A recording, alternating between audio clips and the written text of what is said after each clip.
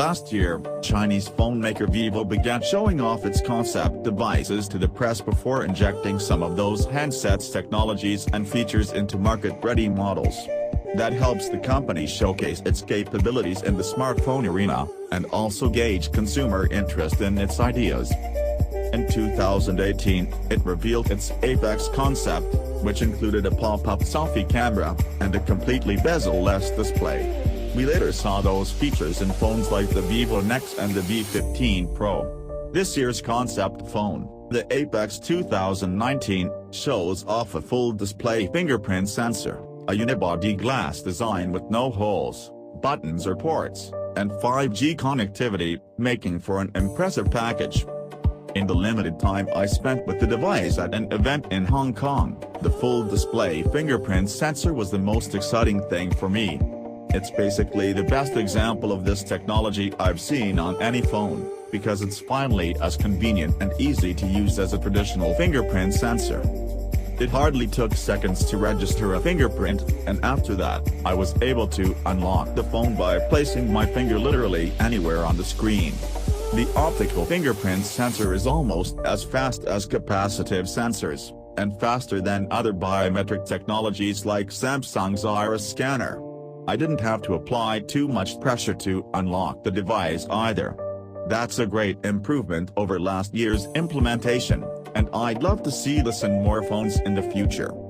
What's more, you can use two fingers simultaneously with Vivo's two-finger authentication mode for added security. It's a neat feature that should make it more difficult for people to gain access to your device, since it'll be tougher to replicate or spoof fingerprints for two fingers than just one.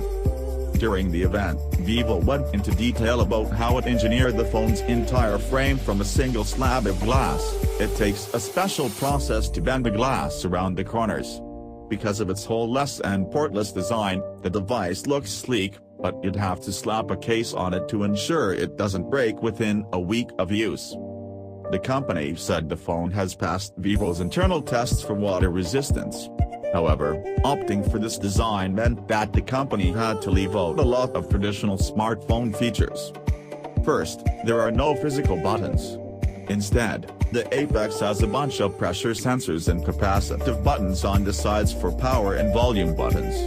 While on-screen indicators helped me locate these buttons, it took me a while to get used to them. Naturally, this arrangement might not suit everyone. Second, there's no port to charge the phone.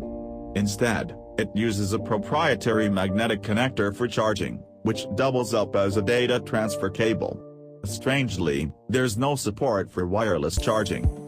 The device uses an eSIM for network connectivity, and an exciter unit under the screen to make it act like an earpiece, a technology that the company used in the Vivo Nex as well. This year, to push the boundaries of design, the company's removed the Apex speaker grills, and is relying on vibration motors in its body to emit sound out through its rear panel. This actually works well. During my time with the device, I noticed that the sound coming out of the back of the phone was better than a lot of bottom-firing speakers on other phones. The product team said this is its first attempt, and it's working on improving the audio quality too. Vivo has left out the front camera altogether for this one.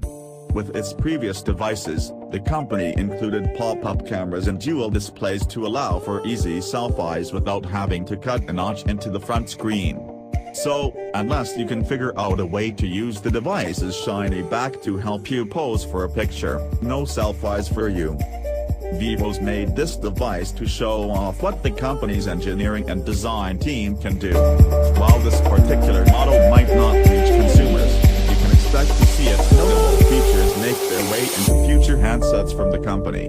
Go ahead, Vivo, make my day with the full display fingerprint sensor.